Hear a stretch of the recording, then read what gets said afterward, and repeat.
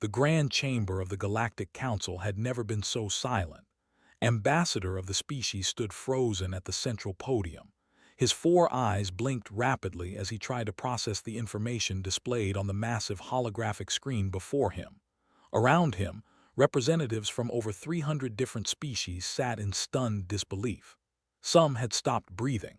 Others had begun to tremble. A few had already fainted in their seats. The newly discovered species called themselves humans. They had arrived at the edge of council space just 3 standard cycles ago in a vessel made of crude metals and primitive fusion engines. At first, the council had treated them as a curiosity, another primitive species taking its first steps into the cosmos. Nothing special, nothing remarkable. The Galactic Council had welcomed thousands of such species over the past million years. This would be no different. But then the Science Division had completed their analysis of the human, and everything changed. High Chancellor rose slowly from her crystalline throne. Her transparent body flickered with colors of deep violet and blood red. These were the colors of fear and confusion in her species. She had led the council for over 2,000 years. She had witnessed wars, plagues, and the rise and fall of empires, but never in her long life had she felt such a profound sense of dread. "Read it again," she commanded in a voice that shook despite her efforts to control it. "There must be an error. Run the calculations once more." Chief Science Officer clicked his mandibles nervously. The being had triple-checked everything before presenting his findings. There was no mistake, but he understood the Chancellor's disbelief. He had felt the same way when the results first came through. "Your Eminence," he began, his voice barely above a whisper, "I have the data 17 times using 7 different methods. The results are consistent. The human, which they call Earth, is classified as a Category 12. Gasps echoed through the chamber. Several representatives began to weep. Others started praying to their various gods. Category 12 was not just dangerous. Category 12 was supposed to be impossible. The highest recorded category for any inhabited world in the known galaxy was Category 6, and those species had barely survived long enough to develop basic intelligence before fleeing their hellish worlds for safer environments. "Explain what this means for those who may not understand," Chancellor said, her voice now firm with forced calm. "Let every being here comprehend what we are dealing with." Activated another holographic display. Images of Earth appeared, and the chamber filled with cries of horror. "The planet exists at a distance from its star that creates extreme temperature variations," he began. "Depending on location and season, temperatures can range from -90 degrees to positive 57 degrees in standard galactic measurements. The planet experiences violent atmospheric disturbances called hurricanes and tornadoes.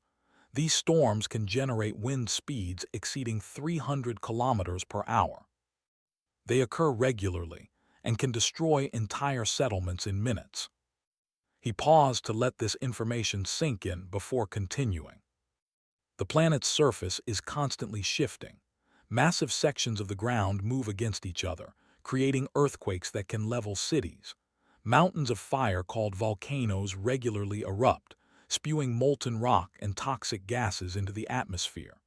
The planet is also struck frequently by massive electrical discharges from the sky that the humans call lightning. Over 8 million of these strikes occur every single day." Ambassador of the peaceful species collapsed in his seat. Medical attendants rushed to assist him. His people came from a world where the gentlest rain was considered a major weather event. The concept of lightning alone was enough to send him into shock. But was not finished. "The water that covers 70% of the planet's surface is equally deadly. It contains aggressive predators capable of killing in seconds. Massive waves called tsunamis can travel across entire oceans and destroy coastal regions. Even the calm water contains microscopic organisms that cause diseases and death." He showed images of sharks, crocodiles, and venomous jellyfish. Several council members had to look away. "The land is no safer.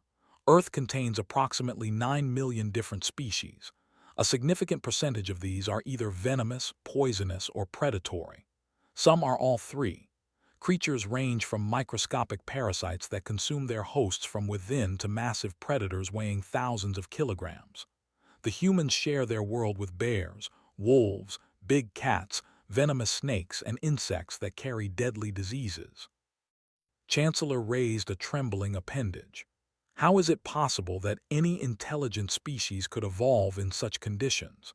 Our models suggest that Category 8 is the absolute limit for the development of sentient life.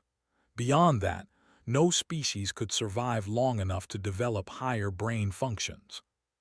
His next words would haunt every being in that chamber for the rest of their lives.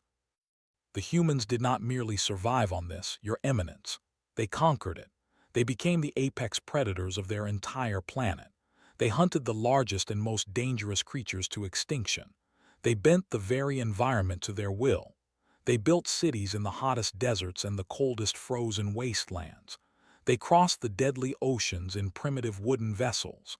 They climbed the highest mountains where the air itself becomes too thin to breathe.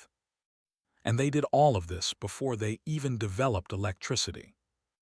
The chamber erupted into chaos. Representatives shouted questions and accusations.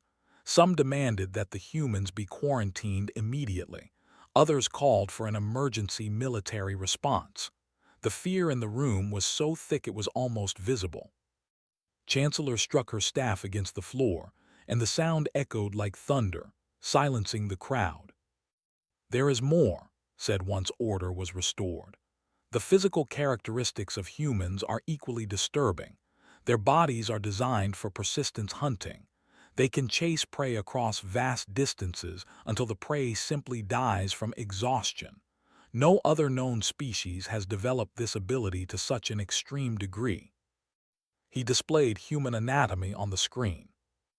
They have an internal skeleton made of calcium that can heal itself when broken. Their immune systems wage constant warfare against billions of microscopic invaders. Their skin is remarkably resistant to damage and can also repair itself within days of being injured.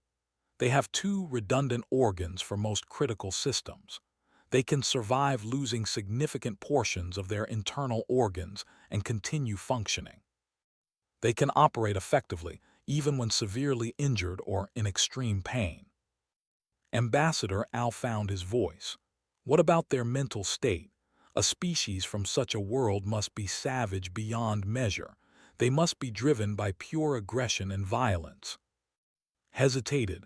This next part was perhaps the most disturbing of all. "That is what makes humans truly terrifying," he said. "They are not mindless savages.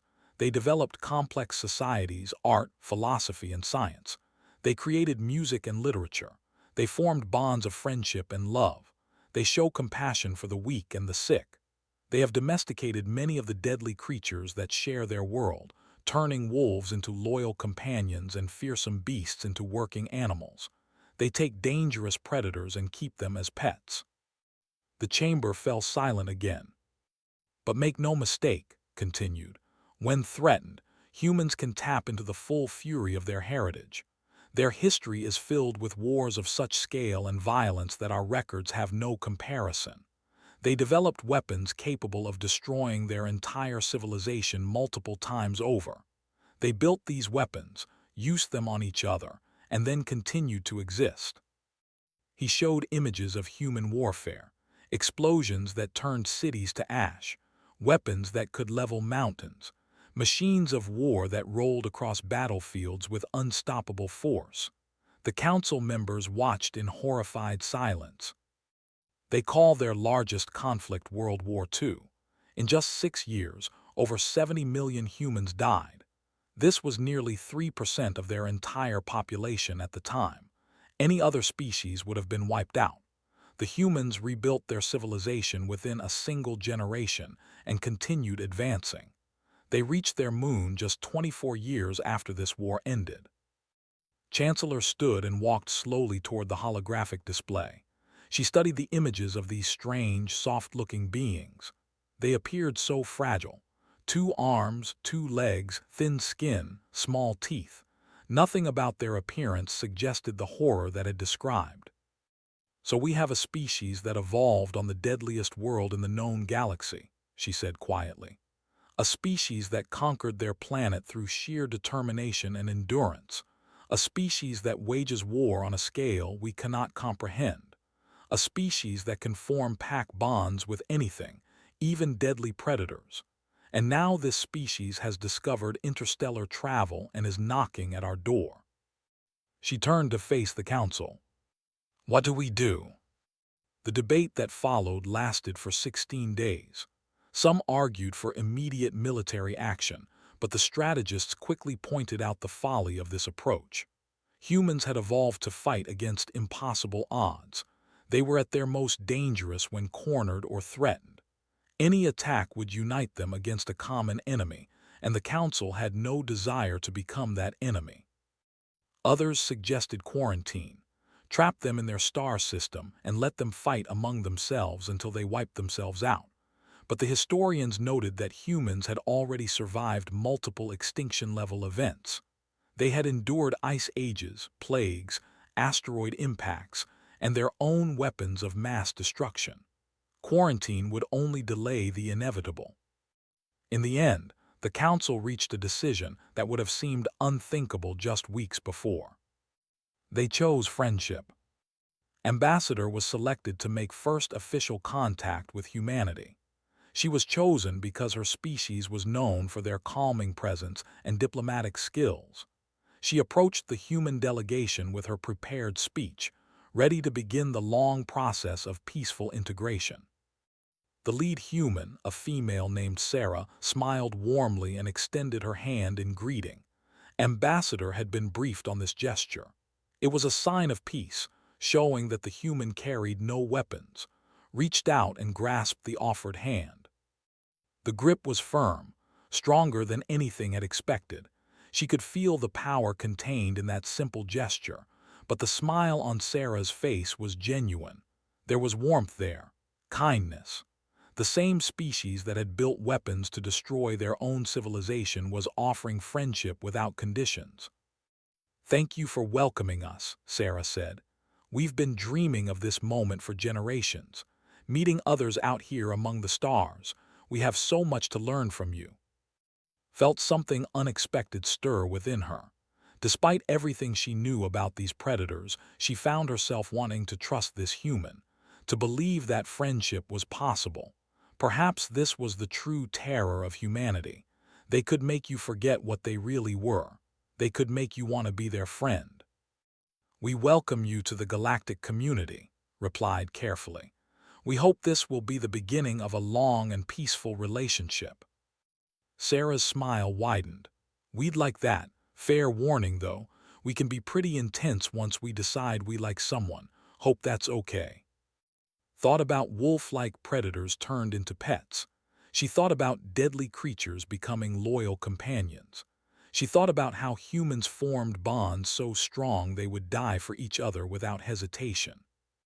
"We will do our best to adapt," said. And across the galaxy, a new chapter began. The predators had arrived. They came in peace with open hands and warm smiles.